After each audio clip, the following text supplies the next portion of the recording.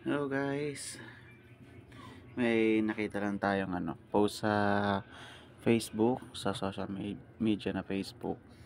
Yun nga, nakapost dito, ang sabi niya is nakalusot ang mag-angkas NB Skyway before Quezon Ave exit 3:50 PM January 3, 2025. Yan.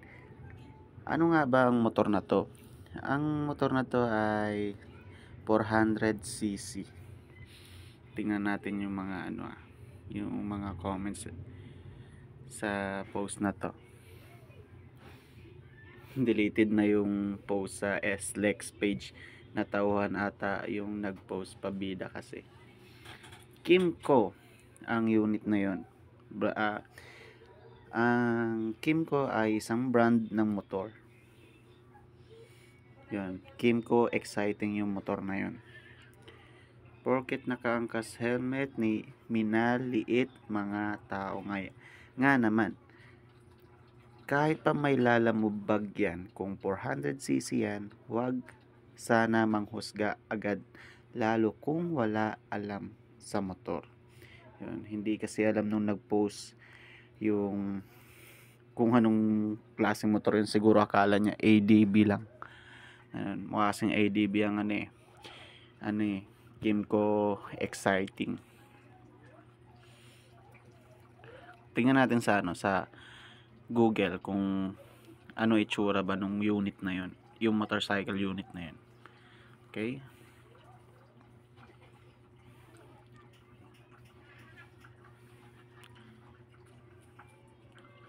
Kimco exciting.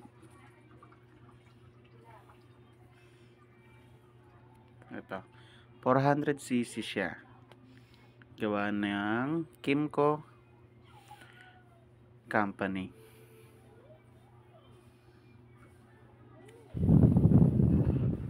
Ayan, engine type is OHC 4-stroke full valve single cylinder. Cooling system liquid cooled, fuel injection, FI na siya. Displacement is 400cc, so siya, pwede talaga siya sa expressway. Yung Dominar nga nasa 390cc lang siya sa CR niya kasi, pero in-approve naman siya ni LTO. Tapos yung Duke 390, ay di ako nagkakamali, yung Dominar 370 lang cc sa CR, if I'm not mistaken, correct me if I'm wrong.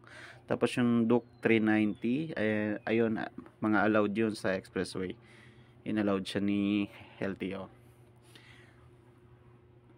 Tapos yun, ito ang itsura niya, mukha siyang scooter ADB pag sa pag nakatalikod. Ayan, so yun,